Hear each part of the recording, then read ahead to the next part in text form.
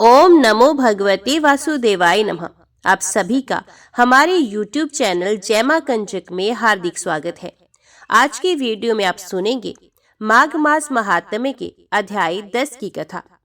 यमदूत कहने लगा कि हे वैश्य, मनुष्य को सदैव शालिग्राम शिला में तथा वज्र या कीट गोमती चक्र में भगवान वासुदेव का पूजन करना चाहिए, क्योंकि सब पापों का नाश करने वाले, सब पुण्य को देने वाले तथा मुक्ति प्रदान करने वाले भगवान विष्णु का इसमें निवास होता है।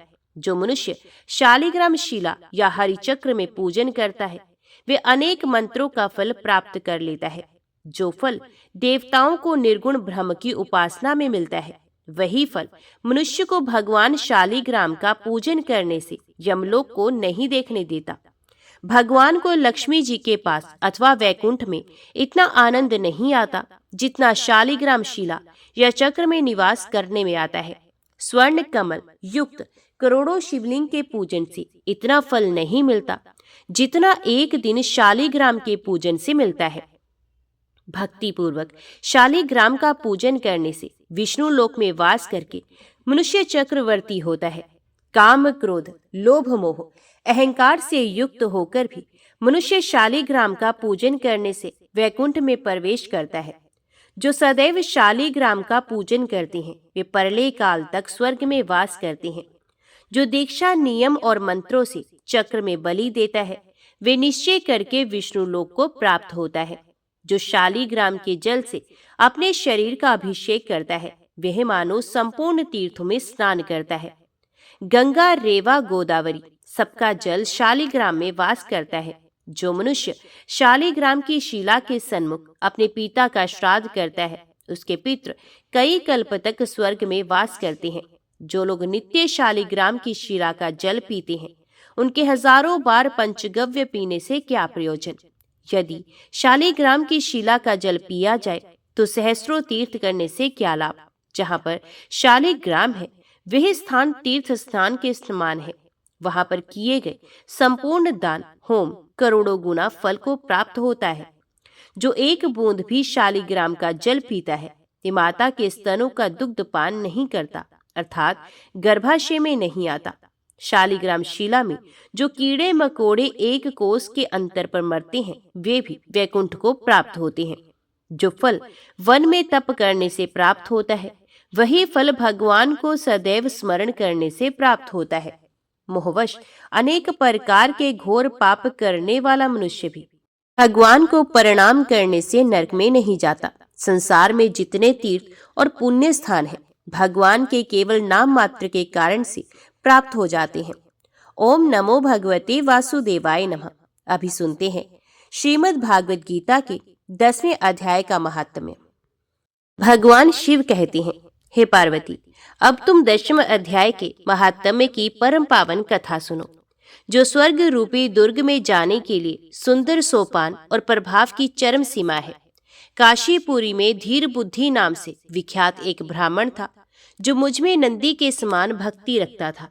वे पावन कीर्ति के अर्जन में तत्पर रहने वाला, शांतचित्त और हिंसा कठोरता एवं दुस्साहस से दूर रहने वाला था।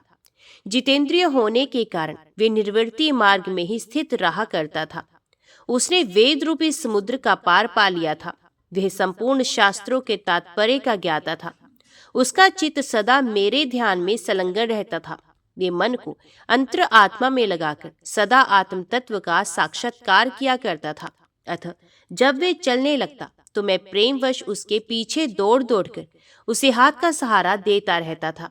ये देख मेरे पार्षद भृंगुरीटी ने पूछा, भगवान, इस प्रकार भला किसने आपका दर्शन किया होगा? इस महात्मा ने कौन सा तप होम अथवा जप किया है कि स्वयं आप ही पद पद पर इसे हाथ का सहारा देते चलते हैं? भृंगुरीटी का ये प्रश्न सुनकर मैंने इस प्रकार उत्तर देना आरंभ किया। एक समय की बात है, कैलाश पर्वत के पार्श्व भाग में पुन्नाग वन के भीतर चंद्रमा की अमृतमय किरणों से धुली हुई भूमि में एक वेदी का आश्रय लेकर मैं बैठा हुआ था। मेरे बैठने के क्षण भर बाद ही सहसा बड़े जोर की आंधी उठी। वहां के वृक्षों की शाखाएं नीचे ऊपर होकर आपस में टकराने लगी। कितनी ही टहनियां टूट टूट कर बिखर गई। पर्वत की अविचल छाया भी हिलने लगी। इसके बाद वह महान भयंकर शब्द हुआ जिसे पर्वत की कंदराएं प्रतिध्वनित हो उठी। तदंतर आकाश से कोई विशाल पक्षी उतरा जिसकी कांति काले मेघ के समान थी। एक कज्जल की राशि, अंधकार के समूह अथवा पंख कटे हुए काले पर्वत सा जान पड़ता था। पैरों से पृथ्वी का सहारा लेकर उस पक्षी ने मुझे प्रणाम किया और एक सुंदर नवीन कमल मेरे चरणों में रखकर स्पष्ट वाणी में स्तुति करना आरंभ किया। पक्षी बोला, हे देव, आपकी जय हो। आप चिदानंदमय, सुधा के सागर तथा जगत के पालक हो। सदा सद्भावना से युक्त एवं अनासक्ति की लहरों से उल्सित हैं। आपके वैभव का कहीं अंत नहीं है। आपकी जय हो। अद्वैत वासना से परिपूर्ण बुद्धि के द्वारा आप त्रिविध मलों से रहित हैं। आप जितेंद्रिय भक्तों के अधीन रहते हैं तथा ध्यान में आपके स्वरूप का साक्षात्कार होता है। आप अविद्या में उपाधि से रहित, नित्य मुक्त, निराकार, निरामय, असीम, अहंकार शून्य, आवरण रहित और निर्गुण हैं। आपके चरण कमल शरणागत भक्तों की रक्षा करने में प्रवीण हैं। अपने भयंकर ललाट रूपी महासर्प की विष ज्वाला से अपने कामदेव को भस्म कर दिया है। आपकी जय हो। आप प्रत्यक्ष आदि परमाणु से दूर होते हुए भी परमाण्य स्वरूपा है। आपको बारंबार नमस्कार है। चैतन्य के स्वामी तथा त्रिभुवन रूप धारी आपको प्रणाम है। मैं श्रेष्ठ योगियों द्वारा चुंबित आपके उन चरण कमलों की वंदना करता हूँ जो अपार भवपाप के समुद्र से पार उतारने में अद्भुत शक्तिशाली हैं। महादेव, साक्षात बृहस्पति भी आपकी स्तुति करने की धृष्टता नहीं कर सकते। सहस्रों मुखों वाले नागराज शेष में भी इतनी चातुरी नहीं कि वे आपके गुणों का वर्णन कर सके। फिर जैसे मेरे जैसे छोटी बुद्धि वाले पक्षी की तो बात ही क्या है। उस पक्षी के द्वारा किए हुए स्तोत्र को सुनकर मैंने उससे पूछा, विहंगम, तुम कौन हो और कहाँ से आए हो? तुम्हारी आकृति तो हंस जैसी है, मगर रंग कोए का मिला है। तुम जिस प्रयोजन को लेकर यहाँ आए हो उसे बताओ। पक्षी बोला, देवेश, मुझे ब्रह्मा जी का हंस जानिए। धुर्जटे, जिस कर्म से मेरे शरीर में इस समय कालिमा आ गई है उसे सुनिए। प्रभु, यद्यपि आप सर्वज्ञ हैं अतः आपसे कोई भी बात छिपी नहीं, तथापि यदि आप पूछते हैं तो बताता हूँ।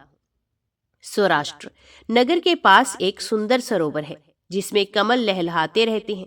उसी में से बाल चंद्रमा के टुकड़े जैसे श्वेत मृणालों के ग्रास लेकर मैं बड़ी तीव्र गति से आकाश में उड़ रहा था। उड़ते उड़ते सहसा वहां से पृथ्वी पर गिर पड़ा। जब होश में आया और अपने गिरने का कोई कारण ना देख सका तो मन ही मन सोचने लगा, ओहो, ये मुझ पर क्या आ पड़ा। आज मेरा पतन कैसे हो गया? पके हुए कपूर के समान मेरे श्वेत शरीर में ये कालिमा कैसे आ गई? इस प्रकार विस्मित होकर मैं अभी विचार कर ही रहा था कि उस पोखरे के कमलों में से मुझे ऐसी वाणी सुनाई दी, हंस उठो, मैं तुम्हारे गिरने और काले होने का कारण बताती हूँ। तब मैं उठकर सरोवर के बीच में गया और वहां पहुंचकर 5 कमलों से युक्त एक सुंदर कमलिनी को देखा। उसको प्रणाम करके मैंने प्रदक्षिणा की और अपने पतन का सारा कारण पूछा। कमलिनी ने बोली, कलहंस, तुम आकाश मार्ग से मुझे लांग कर गए हो। उसी पातक के परिमाणवश तुम्हें पृथ्वी पर गिरना पड़ा है तथा उसी के कारण तुम्हारे शरीर में कालिमा दिखाई देती है। तुम्हें गिरा देख मेरे हृदय में दया भर आई और जब मैं इस मध्यम कमल के द्वारा बोलने लगी हूँ उस समय मेरे मुख से निकली हुई सुगंध को सूंघकर 60,000 भंवरे स्वर्गलोक को चले गए हैं। पक्षीराज, जिस कारण मुझ में इतना वैभव, ऐसा प्रभाव आया है उसे बतलाती हूँ, सुनो। इस जन्म से पहले तीसरे जन्म में मैं इस पृथ्वी पर एक ब्राह्मण की कन्या के रूप में उत्पन्न हुई थी। उस समय मेरा नाम सरोजवदना था। मैं गुरुजनों की सेवा करती हुई सदा एकमात्र पातिव्रत्य के पालन में तत्पर रहती थी। एक दिन की बात है, मैं एक मैना को पढ़ा रही थी। इससे पति सेवा में कुछ विलंब हो गया। इससे पति देवता कुपित हो गए और उन्होंने शाप दे दिया, पापिनी, तू मैना हो जा। मरने के बाद यद्यपि मैं मैना ही हुई तथापि पातिव्रत्य के प्रसाद से मुनियों के ही घर में मुझे आश्रय मिला। किसी मुनि कन्या ने मेरा पालन पोषण किया। मैं जिनके घर में थी वे ब्राह्मण प्रतिदिन प्रातःकाल विभूति योग नाम से प्रसिद्ध गीता के 10वें अध्याय का पाठ करते थे और मैं उस पापहारी अध्याय को सुना करती थी। विहंगम, काल आने पर मैं मैना का शरीर छोड़कर 10वें अध्याय के महात्म्य से स्वर्गलोक में अप्सरा हुई। मेरा नाम पद्मावती हुआ और मैं पद्मा की प्यारी सखी हो गई। एक दिन मैं विमान से आकाश में विचर रही थी। उस समय सुंदर कमलों से शोभित इस रमणीय सरोवर पर मेरी दृष्टि पड़ी और इसमें उतरकर ज्यों ही मैंने जल क्रीड़ा आरंभ की, त्यों ही दुर्वासा मुनि आ धमकी। उन्होंने वस्त्रहीन अवस्था में मुझे देख लिया। उनके भय से मैंने स्वयं ही ये कमलिनी का रूप धारण कर लिया। मेरे दोनों पैर 2 कमल हुए, दोनों हाथ भी 2 कमल हो गए और शेष अंगों के साथ मेरा मुख भी 1 कमल हो गया। इस प्रकार मैं 5 कमलों से युक्त हुई। मुनिवर दुर्वासा ने मुझे देखा। उनके नेत्र क्रोध अग्नि से जल रहे थे और वे बोले, पापिनी, तू इसी रूप में 100 वर्षों तक पड़ी रहे। ये शाप देकर वे क्षण भर में अंतर ध्यान हो गई। कमलिनी होने पर भी विभूति योग अध्याय के महात्म्य से मेरी वाणी लुप्त नहीं हुई है।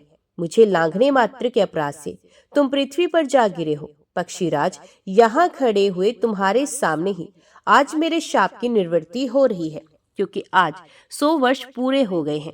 मेरे द्वारा गाए जाते हुए इस उत्तम अध्याय को तुम भी सुन लो। उसके श्रवण मात्र से तुम भी आज ही मुक्त हो जाओगे। यूं कहकर पद्मिनी ने स्पष्ट एवं सुंदर वाणी में 10वें अध्याय का पाठ किया और वे भी मुक्त हो गई। उसे सुनने के बाद उसी के दिए हुए इस उत्तम कमल को लाकर मैंने आपको अर्पण किया है। इतनी कथा सुनाकर उस पक्षी ने अपना शरीर त्याग दिया। ये एक अद्भुत सी घटना हुई। वही पक्षी अब 10वें अध्याय के प्रभाव से ब्राह्मण कुल में उत्पन्न हुआ है। जन्म से ही अभ्यास होने के कारण शैशवावस्था से ही उसके मुख से सदा गीता के 10वें अध्याय का उच्चारण हुआ करता है। 10वें अध्याय के अर्थ चिंतन का ये परिणाम हुआ कि ये सब भूतों में स्थित शंख चक्रधारी भगवान विष्णु का सदा ही दर्शन करता रहता है। इसकी स्नेहपूर्ण दृष्टि जब कभी किसी देहधारी के शरीर पर पड़ जाती है तो वे चाहे शराबी और ब्रह्म हत्यारा ही क्यों ना हो, मुक्त हो जाता है तथा पूर्व जन्म में अभ्यास किए हुए 10वें अध्याय के महात्म्य से इसको दुर्लभ तत्व ज्ञान प्राप्त हुआ है तथा इसने जीवन मुक्ति भी पा ली है। अतः जब ये रास्ता चलने लगता है तो मैं इसे हाथ का सहारा दिए रहता हूँ। भृंगुरिटी, ये 10वें अध्याय की महामहिमा है। पार्वती, इस प्रकार मैंने भृंगुरिटी के सामने जो पाप नाशक कथा कही थी वही यहाँ तुमसे भी कही है।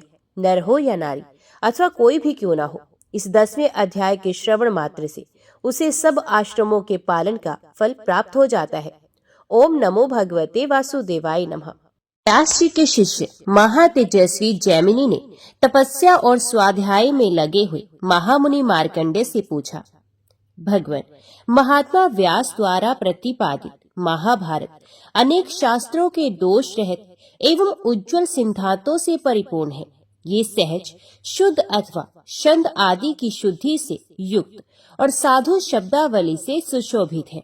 इसमें पहले पूर्व पक्ष का प्रतिपादन करके फिर सिद्धांत पक्ष की स्थापना की गई है। जैसे देवताओं में विष्णु, मनुष्यों में ब्राह्मण तथा संपूर्ण आभूषणों में चूड़ामणि श्रेष्ठ है। जिस प्रकार आयुधों में वज्र और इंद्रियों में मन प्रधान माना गया है, उसी प्रकार समस्त शास्त्रों में महाभारत उत्तम बताया गया है। इसमें धर्म, अर्थ, काम और मोक्ष इन 4 पुरुषार्थों का भी वर्णन है। वे पुरुषार्थ कहीं तो परस्पर संबंधित हैं और कहीं पृथक पृथक वर्णित हैं। इसके सिवा उनके अनुबंधों, विषय, संबंध, प्रयोजन और अधिकारी का भी इसमें वर्णन किया गया है। भगवान, इस प्रकार ये महाभारत उपाख्यान वेदों का विस्तार स्वरूप है। इसमें बहुत से विषयों का प्रतिपादन किया गया है। मैं इसे यथार्थ रूप से जानना चाहता हूँ और इसीलिए आपकी सेवा में उपस्थित हुआ हूँ।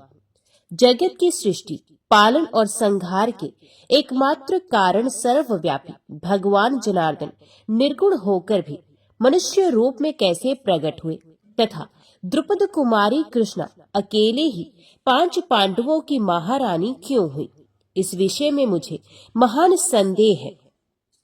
द्रौपदी के 5 महारथी पुत्र जिनका अभी विवाह भी नहीं हुआ था और पांडव जैसे वीर जिनके रक्षक थे, अनाथों की भांति कैसे मारे गए, ये सारी बातें आप मुझे विस्तार पूर्वक बताने की कृपा कीजिए। मार्कंडेय जी बोले, मुनिश्रेष्ठ, ये मेरे लिए संध्या वंदन आदि कर्म करने का समय है।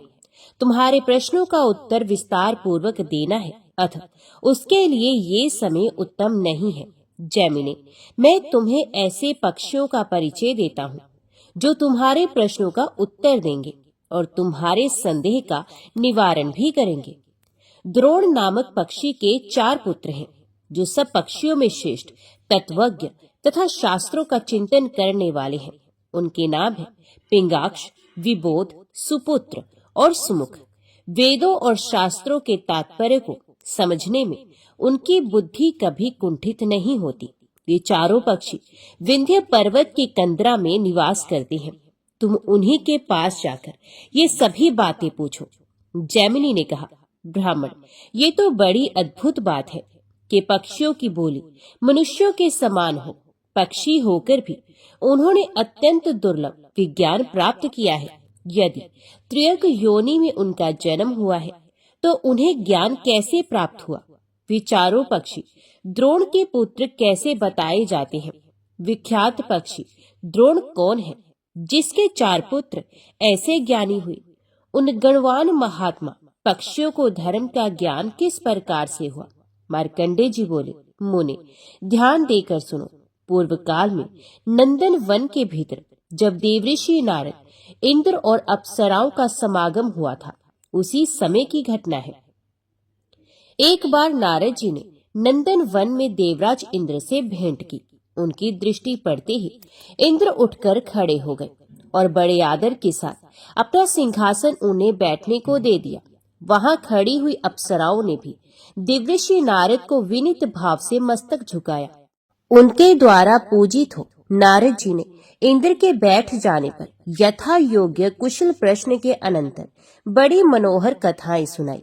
उस बातचीत के प्रसंग में ही इंद्र ने महामुनि नारद जी से कहा, देवऋषि, इन अप्सराओं में जो आपको प्रिय जान पड़े उसे आज्ञा दीजिए, यहाँ नृत्य करे।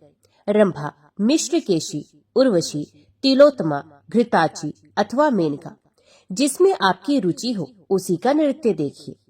इंद्र की ये बात सुनकर द्विज श्रेष्ठ नारद जी ने विनय पूर्वक खड़ी हुई अप्सराओं से कुछ सोचकर कहा, तुम सब लोगों में से जो अपने को रूप और उदारता आदि गुणों में सबसे श्रेष्ठ मानती हो, वही मेरे सामने यहाँ नृत्य करे। मार्कंडेय जी कहते हैं, मुनि की ये बात सुनते ही ये विनीत अप्सराएं एक एक करके आपस में कहने लगी, अरे मैं ही गुणों में सबसे श्रेष्ठ हूँ, तू नहीं। इस पर दूसरी कहती, तू नहीं, मैं श्रेष्ठ हूँ। उनका वे अज्ञान पूर्ण विवाद देखकर इंद्र ने कहा, अरे मुनि से ही पूछो, वे ही बताएंगे कि तुम लोगों में से सबसे अधिक गुणवती कौन है। इस प्रकार उनके पूछने पर नारद जी ने कहा, जो गिरिराज हिमालय पर तपस्या करने वाले मुनि श्रेष्ठ दुर्वासा को अपनी चेष्टा से शुद्ध कर देगी, उसी को मैं सबसे अधिक गुणवती मानूंगा। उनकी बात सुनकर सबकी गर्दन हिल गई। सबने एक दूसरे से कहना आरंभ किया, हमारे लिए ये कार्य असंभव नहीं। उन अप्सराओं में एक का नाम वपु था। उसके मन में मुनियों को विचलित कर देने का गर्व था। उसने नारद जी को उत्तर दिया, जहाँ दुर्वासा मुनि रहते हैं वहां आज मैं जाऊंगी। दुर्वासा मुनि को जो शरीर रूपी रथ का संचालन करते हैं, जिन्होंने इंद्रिय रूपी घोड़ों को उस रथ में जोत रखा है, एक अयोग्य सारथी सिद्ध करके दिखाऊंगी। अपने कामबाण के प्रहार से उनके मन रूपी लगाम को गिरा दूंगी, उनके काबू के बाहर कर दूंगी। यो कहकर वपु हिमालय पर्वत पर चली गई।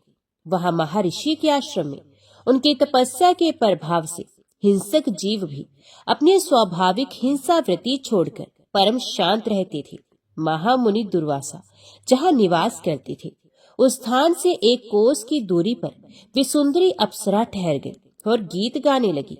उसकी वाणी में कोकिल के कलरव का मिठास था। उसके संगीत की मधुर ध्वनि कान में पड़ते ही दुर्वासा मुनि के मन में बड़ा विस्मय हुआ। वे उसी स्थान की ओर गए जहाँ वे मृदु भाषणी बाला संगीत की तान छेड़े हुए थी। उसे देखकर महर्षि ने अपने मन को बलपूर्वक रोका और ये जानकर कि ये मुझे लुभाने के लिए ही आई है, उन्हें क्रोध और अमर्ष हो गया।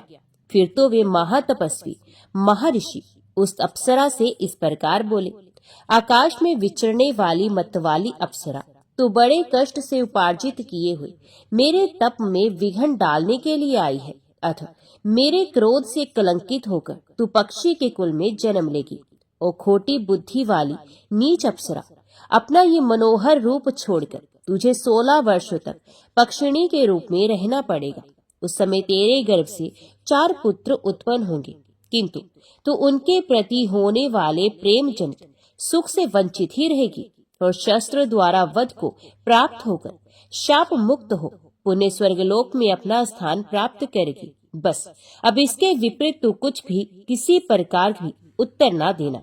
क्रोध से लाल नेत्र किए महर्षि दुर्वासा ने मधुर खनखनाहट से युक्त चंचल कंकण धारण करने वाली उस माननीय अप्सरा को ये दुस्सह वचन सुनाकर इस पृथ्वी को छोड़ दिया और विश्व गुणों से गौरवान्वित एवं उताल तरंगों वाली आकाश गंगा के तट पर चले गए। इष्ट नेमि के पुत्र पक्षीराज गरुड़ हुए। गरुड़ के पुत्र संपाति के नाम से विख्यात हुए। संपाति का पुत्र शूरवीर सुपार्श्व था। सुपार्श्व का पुत्र कुंभी और कुंभी का पुत्र परो लोलुप हुआ। उसके भी 2 पुत्र हुए। उनमें एक का नाम कंक और दूसरे का नाम कंधर था। कंधर के तारक्षी नाम की कन्या हुई, जो पूर्व जन्म में श्रेष्ठ अप्सरा वपु थी और दुर्वासा मुनि की शाप अग्नि से दग्ध हो पक्षिणी के रूप में प्रकट हुई थी। मंदपाल पक्षी के पुत्र द्रोण ने कंधर की अनुमति से उस कन्या के साथ विवाह किया। कुछ काल के अनंतर तारक्षी गर्भवती हुई। उसका गर्भ अभी 3.5 महीने का ही था। वे कुरुक्षेत्र में गई। वहां कौरव और पांडवों में बड़ा भयंकर युद्ध छिड़ा हुआ था। भवित्यवश वे पक्षिणी उस युद्ध क्षेत्र में प्रवेश कर गई। वहां उसने देखा भगदत्त और अर्जुन में युद्ध हो रहा है। सारा आकाश टिड्डियों की भांति बाणों से खचाखच भर गया है। इतने में ही अर्जुन के धनुष से छूटा हुआ एक बाण बड़े वेग से उसके समीप आया और उसके पेट में घुस गया। पेट फट जाने से चंद्रमा के समान श्वेत रंग वाले 4 अंडे पृथ्वी पर गिरे, किंतु उनकी आयु शेष थी, अतः वे फूट ना सके, बल्कि पृथ्वी पर ऐसे गिरे मानो रुई के ढेर पर पड़े हों। उन अंडों के गिरते ही भगदत्त के सुप्रतीक नामक गजराज की पीठ से एक बहुत बड़ा घंटा भी टूट कर गिरा, जिसका बंधन बाणों के आघात से कट गया था। यद्यपि वे अंडों के साथ ही गिरा था, तथापि उन्हें चारों ओर से ढकता हुआ गिरा और धरती में थोड़ा थोड़ा धस भी गया। युद्ध समाप्त होने पर जहाँ घंटे के नीचे अंडे पड़े थे, उस स्थान पर शमीक नाम के एक साइमी महात्मा गए। उन्होंने वहां चिड़ियों के बच्चों की आवाज सुनी। यद्यपि उन सबको परम विज्ञान प्राप्त था, तथापि मेरे बच्चे होने के कारण अभी वे स्पष्ट वाक्य नहीं बोल सकते थे। उन बच्चों की आवाज से शिष्यों सहित महर्षि शमीक को बड़ा विस्मय हुआ और उन्होंने घंटे को उखाड़कर उसके भीतर पड़े हुए उन माता पिता और पंख से रहित पक्षी शावकों को देखा। उन्हें इस प्रकार भूमि पर पड़ा देख महामुनि शमीक आश्चर्य में डूब गए और अपने साथ आए हुए द्विजों से बोले, देवासुर संग्राम में जब दैत्यों की सेना देवताओं से पीड़ित होकर भागने लगी, तब उसकी ओर देखकर स्वयं विप्रवर शुक्राचार्य ने यह ठीक ही कहा था। ओ कायरो, क्यों पीठ दिखाकर जा रहे हो? ना जाओ, लौट आओ। अरे, शौर्य और सुयश का परित्याग करके ऐसे किस स्थान में जाओगे जहाँ तुम्हारी मृत्यु नहीं होगी? कोई भागे या युद्ध करे, वे तभी तक जीवित रह सकता है जब तक के लिए पहले विधाता ने उसकी आयु निश्चित कर दी हो। विधाता की इच्छा अनुसार जब तक जीव की आयु पूर्ण नहीं हो जाती, तब तक उसे कोई मार नहीं सकता।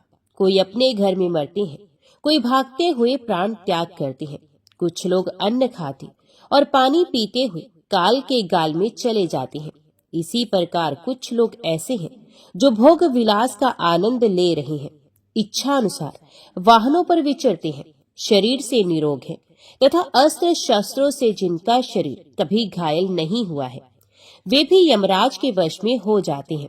कुछ लोग निरंतर तपस्या में ही लगे रहते थे, किंतु उन्हें भी यमराज के दूत उठा ले गए। निरंतर योग अभ्यास में प्रवृत्त रहने वाले लोग भी शरीर से अमर ना हो सके। बहुत पहले की बात है, वज्रपाणी इंद्र ने एक बार शंभरासुर के ऊपर अपने वज्र का प्रहार किया था।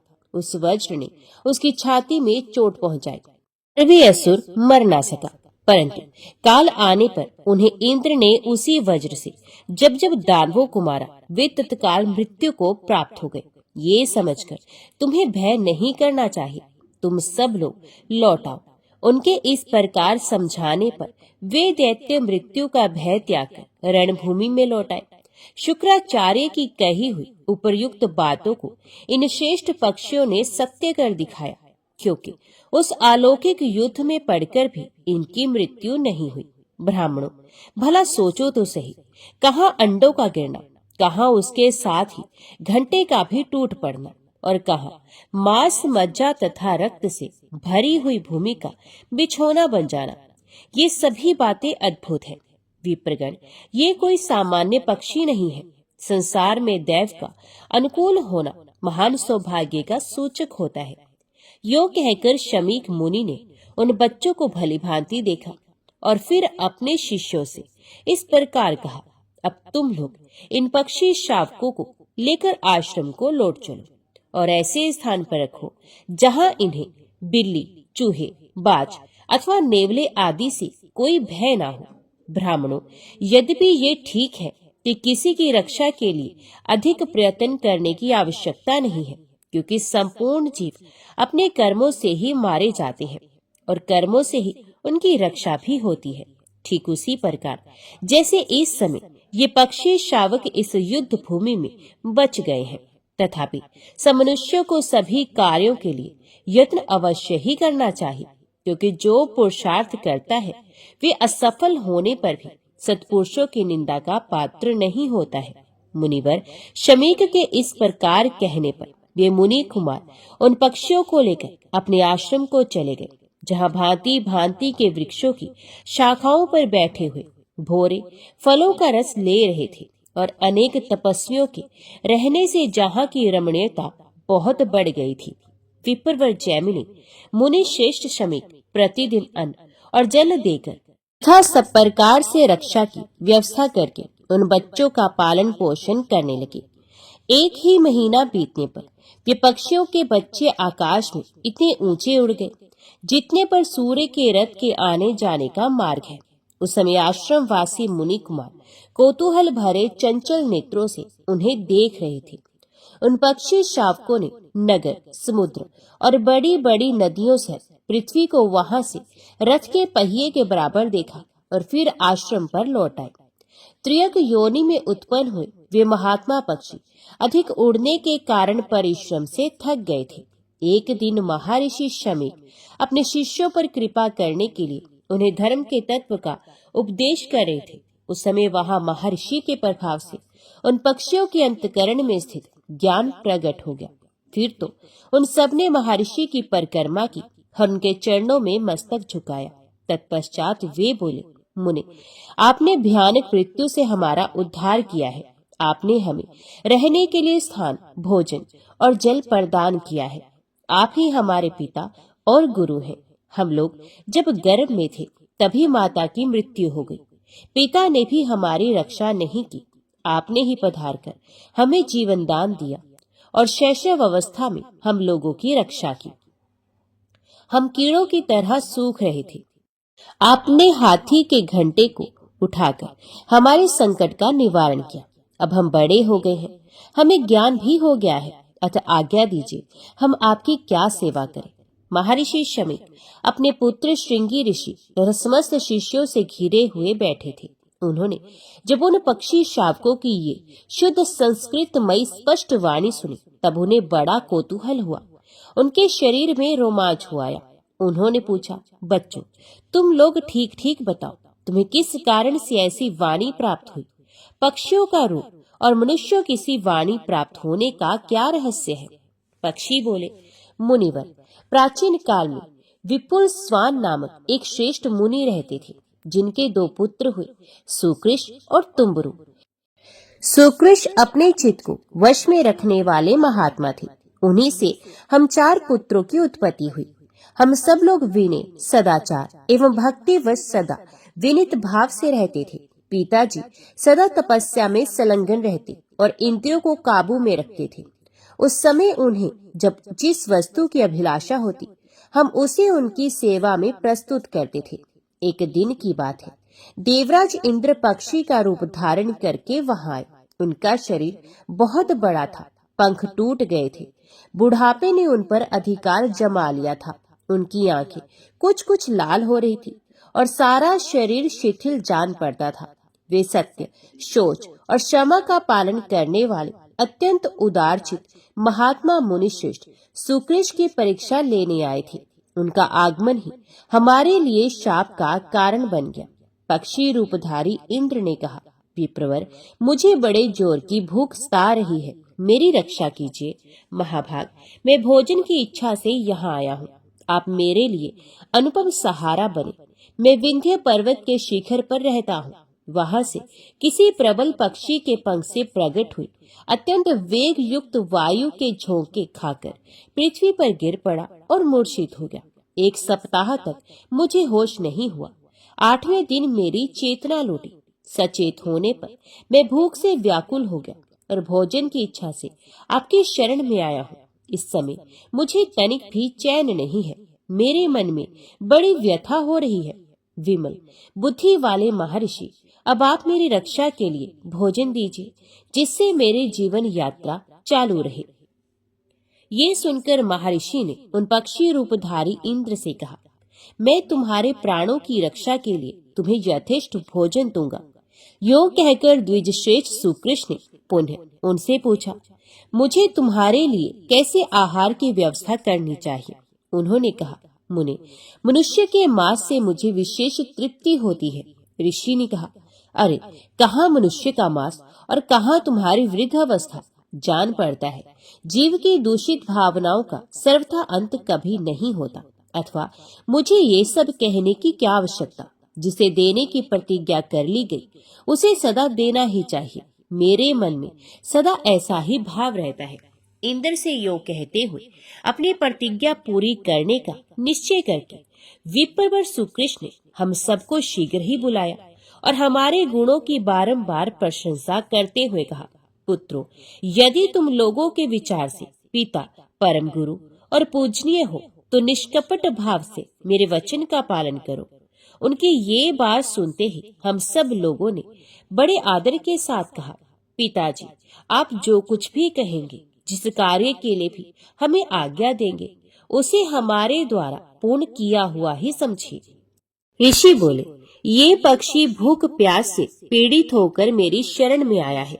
तुम लोग शीघ्र ही ऐसा करो जिससे तुम्हारे शरीर के मांस से क्षण भर इसकी तृप्ति और तुम्हारे रक्त से इसकी प्यास बुझ जाए। ये सुनकर हमें बड़ी व्यथा हुई। हमारे शरीर में कंप और मन में भय छा गया। हम सहसा बोल उठे, इसमें तो बड़ा कष्ट है, बड़ा कष्ट है। ये काम हमसे नहीं हो सकता। कोई भी समझदार मनुष्य दूसरे के शरीर के लिए अपने शरीर का नाश अथवा वध कैसे करा सकता है। अतः हम लोग ये काम नहीं करेंगे। हमारी ऐसी बातें सुनकर वे मुनि क्रोध से जल उठे और अपनी लाल लाल आंखों से हमें दग्ध करते हुए पुनः इस प्रकार बोले, अरे, मुझसे इसके लिए प्रतिज्ञा करके भी तुम लोग ये कार्य नहीं करना चाहते। अतः मेरे शाप से दग्ध होकर तुम लोग पक्षियों की योनि में जन्म लोगे। हमसे यो कहकर उन्होंने शास्त्र के अनुसार अपनी अंत्येष्टि क्रिया की और धर्म देहिक संस्कार की विधि पूर्ण की। इसके बाद वे उस पक्षी से बोले, खगश्रेष्ठ, अब तुम निश्चिंत होकर मुझे भक्षण करो। मैंने अपना ये शरीर तुम्हें आहार के रूप में समर्पित कर दिया है। पक्षीराज, जब तक अपने सत्य का पूर्ण रूप से पालन होता रहे, यही ब्राह्मण का ब्राह्मण तब कहलाता है। ब्राह्मण दक्षिणा युक्त यज्ञ अथवा अन्य कर्मों के अनुष्ठान से भी वे महान पुण्य नहीं प्राप्त कर सकते जो उन्हें सत्य की रक्षा करने से प्राप्त होता है। महर्षि का ये वचन सुनकर पक्षी रूपधारी इंद्र के मन में बड़ा विस्मय हुआ। वे अपने देव रूप में प्रकट होकर बोले, विप्रवर, मैंने आपकी परीक्षा के लिए यह अपराध किया है। शुद्ध बुद्धि वाले महर्षि, आप इसके लिए मुझे क्षमा करें। बताइए, आपकी क्या इच्छा है जिसे मैं पूर्ण करूं? अपने सत्य वचन का पालन करने से आपके प्रति मेरा बड़ा प्रेम हो गया है। आज से आपके हृदय में इंद्र संबंधी ज्ञान प्रकट होगा। अब आपकी तपस्या और धर्म में कोई विघ्न नहीं उपस्थित होगा। यो कहकर जब इंद्र चले गए, तब हम लोगों ने क्रोध में भरे हुए महामुनि पिताजी के चरणों में मस्तक रखकर प्रणाम किया और इस प्रकार कहा, तात, हम मृत्यु से डर रहे थे। महामते, आप हम दीनों के अपराध को क्षमा करें। हम लोगों को जीवन बहुत ही प्रिय है। चमड़े, हड्डी और मांस के समूह तथा पीप और रक्त से भरे हुए इस शरीर में जहाँ हमें तनिक भी आसक्ति नहीं रखनी चाहिए, वही हमारी इतनी आसक्ति है। महाभाग, काम, क्रोध आदि दोष जीव के प्रबल शत्रु हैं। इनसे विवश होकर ये लोग जिस प्रकार मोह के वशीभूत हो जाता है, उसे आप सुने। ये शरीर एक बहुत बड़ा नगर है। प्रज्ञा ही इसकी चार दीवारी है। हड्डियां ही इसमें खंबे का काम देती हैं। चमड़ा ही इस नगर की दीवार है जो समूचे नगर को रोके हुए है। मांस और रक्त के पंख का इस पर लेप चढ़ा हुआ है। इस नगर में 9 दरवाजे हैं। इसकी रक्षा में बहुत बड़ा प्रयास करना होता है। नस नाड़ियां इसे सब ओर से घेरे हुए हैं। चेतन पुरुष इस नगर के भीतर राजा के रूप में विराजमान है। उसके 2 मंत्री हैं, बुद्धि और मन। वे दोनों परस विरोधी हैं और आपस में वैर निकालने के लिए दोनों ही यत्न करते रहते हैं। 4 ऐसे शत्रु हैं जो उस राजा का नाश चाहते हैं। उनके नाम हैं काम, क्रोध, लोभ तथा मोह। जब राजा उन 9 दरवाजों को बंद किए रहता है, तब उसकी शक्ति सुरक्षित रहती है और वह सदा निर्भय बना रहता है। वे सबके प्रति अनुराग रखता है। शत्रु उसका पराभव नहीं कर पाते। परंतु जब वे नगर के सब दरवाजों को खुला छोड़ देता है, उस समय राग नामक शत्रु नेत्र आदि द्वारों पर आक्रमण करता है। वे सर्वत्र व्याप्त रहने वाला बहुत विशाल और 5 दरवाजों से नगर में प्रवेश करने वाला है। उसके पीछे पीछे 3 और भयंकर शत्रु इस नगर में घुस जाते हैं। 5 इंद्रिय नामक द्वारों से शरीर के भीतर प्रवेश करके राग, मन तथा अन्यान्य इंद्रियों के साथ संबंध जोड़ लेता है। इस प्रकार इंद्रिय और मन को वश में करके वे दूरदर्श हो जाता है और समस्त दरवाजों को काबू में करके 4 दीवारी को नष्ट कर देता है। मन को राग के अधीन हुआ देख बुद्धि तत्काल नष्ट हो जाती है, पलायन कर जाती है। जब मंत्री साथ नहीं रहते, तब अन्य पुरवासी भी उसे छोड़ देते हैं। शत्रुओं को उसके शीघ्र का ज्ञान हो जाने से राजा उनके द्वारा नाश को प्राप्त होता है। इस प्रकार राग, मोह, लोभ तथा क्रोध ये दुरात्मा शत्रु मनुष्य की स्मरण शक्ति का नाश करने वाले हैं। राग से काम होता है, काम से लोभ का जन्म होता है, लोभ से सम्मोह अविवेक होता है और सम्मोह से स्मरण शक्ति भ्रांत हो जाती है। स्मृति की भ्रांति से बुद्धि का नाश होता है और बुद्धि का नाश होने से मनुष्य स्वयं भी नष्ट, कर्तव्य भ्रष्ट हो जाता है। इस प्रकार जिनकी बुद्धि नष्ट हो चुकी है, जो राग और लोभ के पीछे चलने वाले हैं तथा जिन्हें जीवन का बहुत लोभ है, ऐसे हम लोगों पर आप प्रसन्न होइए। मुनिश्रेष्ठ, ये जो शाप आपने दिया है वे हमें लागू ना हो। तामसी योनि बड़ी कष्टदायिनी होती है, हम उसे कभी प्राप्त ना हो। ऋषि ने कहा, पुत्रो, आज तक मेरे मुख से कभी झूठी बात नहीं निकली, अतः मैंने जो कुछ भी कहा है ये कभी मिथ्या नहीं होगा। मैं यहाँ देव को ही प्रधान मानता हूँ, उसके सामने पौरुष व्यर्थ है।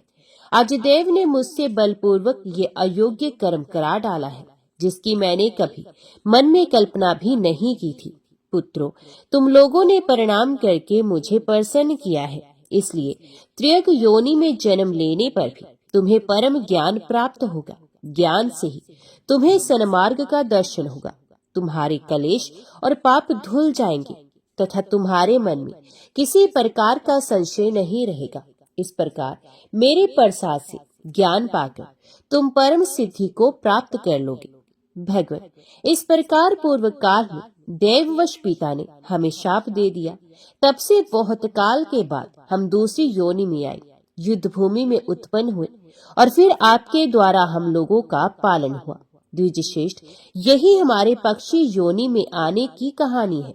संसार में कोई भी जीव ऐसा नहीं जिसे देव के द्वारा बाधा ना पहुंचती हो, क्योंकि समस्त जीव जंतुओं की चेष्टा देव के ही अधीन है। उनकी बात सुनकर महाभाग शमीक मुनि ने अपने पास बैठे हुए द्विजों से कहा, मैंने तुम लोगों को पहले ही बताया था कि ये साधारण पक्षी नहीं है, कोई श्रेष्ठ द्विज है जो कि अलौकिक युद्ध में जन्म लेकर भी मृत्यु को प्राप्त नहीं हुए। तदंतर महात्मा शमीक ने अत्यंत प्रसन्न होकर उन्हें जाने की आज्ञा दी। फिर वे वृक्षों और लताओं से सुशोभित पर्वतों में श्रेष्ठ विंध्यगिरि पर्वत पर चले गए। तब से आज तक वे धर्मात्मा पक्षी तपस्या और स्वाध्याय में संलग्न हो समाधि के लिए दृढ़ निश्चय करके उस पर्वत पर ही निवास करते हैं। जैमिनी, इस प्रकार वे द्रोण के पुत्र चारों पक्षी ज्ञानी हैं और विंध्यगिरि पर निवास करते हैं। तुम उनकी सेवा में जाओ और उनसे गातव्य की बातें पूछो। मार्कंडेय मुनि की ये बात सुनकर महर्षि जैमिनी विंध्य पर्वत पर, जहाँ वे धर्मात्मा पक्षी रहते थे, वहां गए। उस पर्वत के निकट पहुंचने पर पाठ करते हुए उन पक्षियों की ध्वनि उनके कानों में पड़ी। उसे सुनकर जैमिनी बड़े विस्मय में पड़े और इस प्रकार सोचने लगे, अहो, ये श्रेष्ठ पक्षी बहुत ही स्पष्ट उच्चारण करते हुए पाठ कर रहे हैं। जिस अक्षर का कंठ, तालु आदि जो स्थान है, उसका वहीं से उच्चारण हो रहा है। बोलने में कितनी शुद्धता और सफाई है। ये अविराम पाठ करते जा रहे हैं, रुककर सांस तक नहीं लेते। श्वास की गति पर इन्होंने विजय प्राप्त कर ली है। किसी भी शब्द के उच्चारण में कोई दोष नहीं दिखाई देता। ये यद्यपि निंदित योनि को प्राप्त हुए, तथापि सरस्वती देवी इनको नहीं त्याग रही।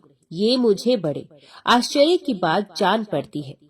बंधु बांधवजन, मित्रगण तथा घर में और जो प्रिय वस्तुएं हैं, वे सभी साथ छोड़कर चली जाती हैं, परंतु सरस्वती कभी त्याग नहीं करती। इस प्रकार सोचते विचारते महर्षि जैमिनी ने विंध्य पर्वत की कंदरा में प्रवेश किया। वहां जाकर उन्होंने देखा वे पक्षी शिलाखंड पर बैठे हुए पाठ कर रहे हैं। उन पर दृष्टि पड़ते ही महर्षि जैमिनी हर्ष में भरकर बोले, श्रेष्ठ पक्षियों, आपका कल्याण हो। मुझे व्यास जी का शिष्य जैमिनी समझे। मैं आप लोगों का दर्शन करने के लिए उत्कंठित होकर यहाँ आया हूँ। आपके पिता ने अत्यंत क्रोध में आकर जो आप लोगों को शाप दे दिया और आपको पक्षियों की योनि में आना पड़ा, उसके लिए खेद नहीं करना चाहिए, क्योंकि वे सर्वथा देव का ही विधान है। तपस्या का क्षय हो जाने पर मनुष्य दाता होकर भी याचक बन जाते हैं, स्वयं मारकर भी दूसरों के हाथ से मारे जाते हैं, तथा पहले दूसरों को गिराकर भी स्वयं दूसरों के द्वारा गिराए जाते हैं। इस प्रकार आने वाली विपरीत दशाएं मैंने अनेक बार देखी हैं। भाव के बाद अभाव तथा अभाव के बाद भाव, इस प्रकार भावाभाव की परंपरा से संसार के लोग निरंतर व्याकुल रहते हैं। आप लोगों को भी अपने मन में ऐसा ही विचार करके कभी शोक नहीं करना चाहिए। शोक और हर्ष के वशीभूत न होना ही ज्ञान का फल है। तदंतर उन धर्मात्मा पक्षियों ने पादम और अर्घ के द्वारा महर्षि जैमिनी का पूजन किया और उन्हें प्रणाम करके उनकी कुशल पूछी। फिर अपने पंखों से हवा करके उनकी थकावट दूर की। जब वे सुखपूर्वक बैठकर विश्राम ले चुके, तब पक्षियों ने कहा, ब्राह्मण, आज हमारा जन्म सफल हो गया। ये जीवन भी उत्तम जीवन बन गया, क्योंकि आज हमें आपके दोनों चरण कमलों का दर्शन मिला, जो देवताओं के लिए भी वंदनीय है। हमारे शरीर में पिताजी के क्रोध से प्रकट हुई जो अग्नि जल रही है, वे आज आपके दर्शन रूपी जल से सिंचकर शांत हो गई। ब्राह्मण, आप कुशल से तो है ना? आपके आश्रम में रहने वाले मृग, पक्षी, वृक्ष, लता, गुलम, बांस और भांति भांति के तृण, इन सबकी कुशल तो है ना? इन पर कोई संकट तो नहीं है ना? अब हम पर कृपा कीजिए और यहाँ अपने आगमन का कारण बताइए। हमारा कोई बहुत बड़ा भाग्य था जो आप इन नेत्रों के अतिथि हुए। जैमिनी ऋषि बोले, श्रेष्ठ पक्षीगण, मुझे महाभारत शास्त्र में कई संदेह हैं। उन सबको पूछने के लिए पहले मैं भृगुकुल श्रेष्ठ महात्मा मार्कंडेय मुनि के पास गया था। मेरे पूछने पर उन्होंने कहा, विंध्य पर्वत पर द्रोण के पुत्र महात्मा पक्षी रहते हैं। वे तुम्हारे प्रश्नों का विस्तार पूर्वक उत्तर देंगे। उनकी आज्ञा से ही मैं इस महान पर्वत पर आया हूँ। आप लोग हमारे प्रश्नों का पूर्ण रूप से सुनकर उनका विवेचन करें। पक्षियों ने कहा, ब्राह्मण, आपका प्रश्न यदि हमारी बुद्धि के बाहर नहीं होगा तो हम अवश्य उसका समाधान करेंगे। आप निश्चक होकर सुने। विप्रवर, चारों वेद, धर्मशास्त्र, संपूर्ण वेदांत तथा और भी जो वेदों के समान माननीय इतिहास पुराण आदि हैं, उन सब में हमारी बुद्धि का प्रवेश है। तथापि हम कोई प्रतिज्ञा नहीं कर सकते। आपको महाभारत में जो जो संदिग्ध बात जान पड़े उसे निर्भीक होकर पूछे। जैमिनी बोले, पक्षियों, आप लोगों का अंतकरण निर्मल है। महाभारत में मेरे लिए जो संदिग्ध बातें हैं उन्हें बताता हूँ, सुनिए और सुनकर उनकी व्याख्या कीजिए। सर्वव्यापी भगवान जनार्दन संपूर्ण जगत के आधार, समस्त कारणों के भी कारण और निर्गुण होते हुए भी मनुष्य शरीर को कैसे प्राप्त हुए? द्रुपद कुमारी कृष्णा अकेली ही पांचों पांडवों की महारानी क्यों हो गई? इस विषय में मुझे महान संदेह है। इसके सिवा द्रौपदी के 5 महारथी पुत्र जिनका अभी विवाह तक नहीं हुआ था, समस्त पांडव जिनके रक्षक थे तथा जो स्वयं भी बड़े बलवान थे, अनाथ की भांति कैसे मारे गए? महाभारत के विषय में ये मेरा संदेह है। आप लोग इसका निवारण कीजिए। पक्षियों ने कहा, जो संपूर्ण देवताओं के स्वामी, सर्वव्यापक, सबकी उत्पत्ति के कारण, अंतर्यामी, परमाणु के अविश्य, सनातन, अविनाशी, चतुर्विहु स्वरूप, त्रिगुणगम्य, निर्गुण, सबसे बड़े, अत्यंत गौरवशाली, सर्वश्रेष्ठ तथा अमृत स्वरूप है, उन भगवान विष्णु को हम सबसे पहले नमस्कार करते हैं, जिनसे बढ़कर सूक्ष्म तथा जिनसे अधिक बड़ा भी कोई नहीं है, जिनके द्वारा ये संपूर्ण विश्व व्याप्त है, जो इस जगत के आदि कारण और अजन्मा है, जो उत्पत्ति, लय, प्रत्यक्ष और परोक्ष सबसे विलक्षण है। इस संपूर्ण जगत को जिनकी रचना बताते हैं तथा अंत में जिनके भीतर उसका संहार होता है, उन परमेश्वर को हमारा नमस्कार है। तत्पश्चात जो अपने चारों मुखों से ऋक, साम आदि वेदों का उच्चारण करते हुए तीनों लोकों को पवित्र करते हैं, उन आदि देव ब्रह्मा जी को भी हम एकाग्र चित्त से नमस्कार करते हैं। इसी प्रकार जिनके एक ही बाण से पराजित होकर असुरगण कभी याज्ञिकों के यज्ञों का विनाश नहीं करते, उन भगवान शंकर को भी मस्तक झुकाते हैं। इसके बाद हम अद्भुत कर्म करने वाले व्यास जी के संपूर्ण मतों की व्याख्या करेंगे, जिन्होंने महाभारत के उद्देश्य से धर्म आदि का रहस्य प्रकट किया है। तत्वदर्शी मुनियों ने जल को नारा कहा है। वे नारा ही पूर्व काल में भगवान का निवास स्थान रहा, इसलिए वे नारायण कहे गए। ब्राह्मण, वे सर्वव्यापी भगवान नारायण देव सबको व्याप्त करके स्थित है। वे सगुण भी हैं और निर्गुण भी। उनका प्रथम स्वरूप ऐसा है कि जिसका शब्दों द्वारा प्रतिपादन नहीं किया जा सकता। विद्वान पुरुष उसे शुक्र शुद्ध स्वरूप देखते हैं। भगवान का वे दिव्य विग्रह ज्योति पुंज से परिपूर्ण है। वही योगी पुरुषों की अंतिम लक्ष्य है। वे दिव्य स्वरूप दूर भी है और समीप भी। उसे सब गुणों से अतीत जानना चाहिए। उस दिव्य स्वरूप का नाम वासुदेव है। अहंता और ममता का त्याग करने से ही उसका साक्षात्कार होता है। रूप और वर्ण आदि काल्पनिक भाव उसमें नहीं है। वे सदा परम शुद्ध एवं उत्तम अधिष्ठान स्वरूप है। भगवान का दूसरा स्वरूप शेष के नाम से प्रसिद्ध है, जो पाताल लोक में रहकर पृथ्वी को अपने मस्तक पर धारण करता है। इसे त्रियक स्वरूप को प्राप्त हुई तामसी मूर्ति कहते हैं। श्रीहरि की तीसरी मूर्ति समस्त प्रजा के पालन पोषण में तत्पर रहती है। वही इस पृथ्वी पर धर्म की निश्चित व्यवस्था करती है। धर्म का नाश करने वाले उदंड असुरों को मारती तथा धर्म की रक्षा में संलग्न रहने वाले देवताओं और साधु संतों की रक्षा करती है। जैमिनी जी, संसार में जब जब धर्म का ह्रास और अधर्म का उत्थान होता है, तब तब वे अपने को यहाँ प्रकट करती है। पूर्व काल में वही वराह रूप धारण करके अपने थुथुन से जल को हटाकर इस पृथ्वी को एक ही दांत से जल के ऊपर ऐसे उठा लाई मानो वह कोई कमल का फूल हो। उन्हीं भगवान ने नरसिंह रूप धारण करके हिरण्यकशिपु का वध किया और विपरचति आदि अन्य दानवों को मार गिराया। इसी प्रकार भगवान के वामन आदि और भी बहुत से अवतार हैं, जिनकी गणना करने में हम असमर्थ हैं। इस समय भगवान ने मथुरा में श्री कृष्ण रूप में अवतार लिया है। इस तरह भगवान की वे सात्विक की मूर्ति है, भिन्न भिन्न अवतार धारण करती है। ये आपके पहले प्रश्न का उत्तर बताया गया कि भगवान पूर्ण काम होते हुए भी धर्म आदि की रक्षा के लिए सदा स्वेच्छा से ही अवतीर्ण होती हैं। ब्राह्मण पूर्व काल में त्वष्टा प्रजापति के पुत्र विश्व रूप इंद्र के हाथ से मारे गए थे, इसलिए ब्रह्मत्या ने इंद्र को धर दबाया। इससे उनके तेज की बड़ी क्षति हुई। इस अन्याय के कारण इंद्र का तेज धर्मराज के शरीर में प्रवेश कर गया, अतः इंद्र निस्तेज हो गए। तदंतर अपने पुत्र के मारे जाने का समाचार सुनकर त्वष्टा प्रजापति को बड़ा क्रोध हुआ। उन्होंने अपने मस्तक से एक जटा उखाड़कर सबको सुनाते हुए ये बात कही, आज देवताओं सहित तीनों लोग मेरे पराक्रम को देखें।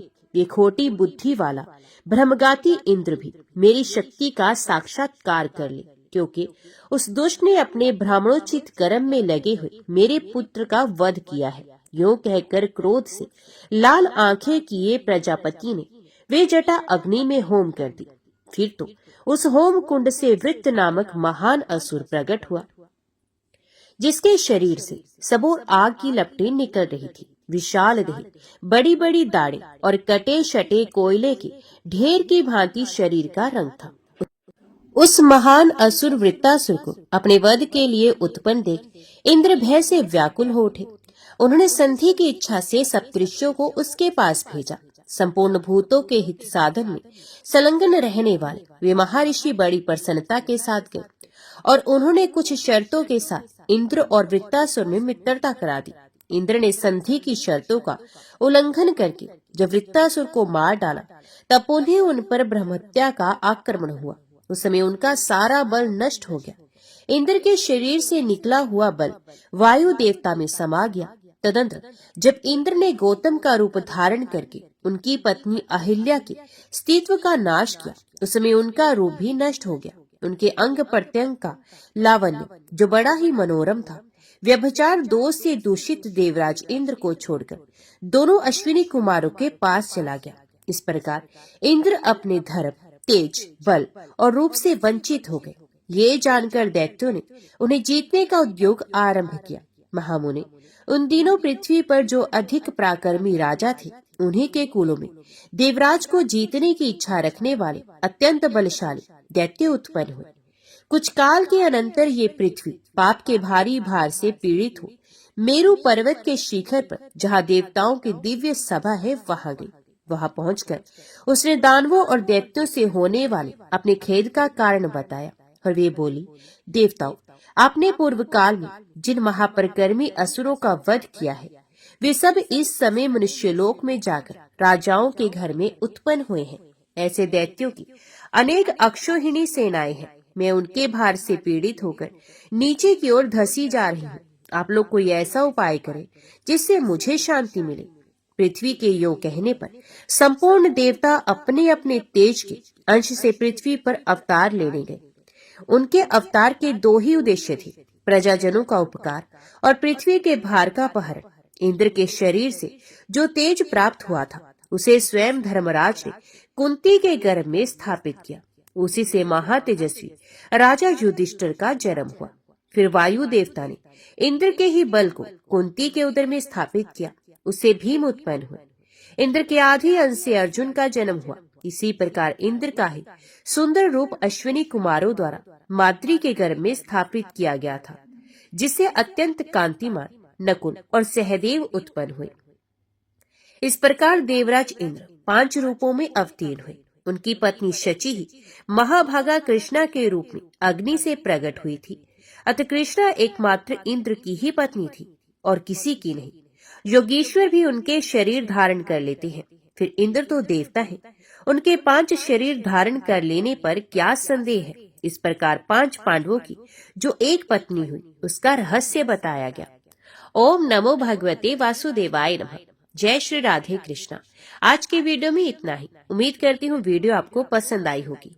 वीडियो पसंद आई हो तो वीडियो को लाइक और चैनल को सब्सक्राइब जरूर कीजिए। जय श्री हरि लिखकर कमेंट बॉक्स में अपनी हाजिरी और अपने सुझाव देना ना भूलेगा। तो मिलते हैं अगली कथा अगली वीडियो के साथ। तब तक के लिए देखते व सुनते रहिए। जय मां कंजक, जय माता दी।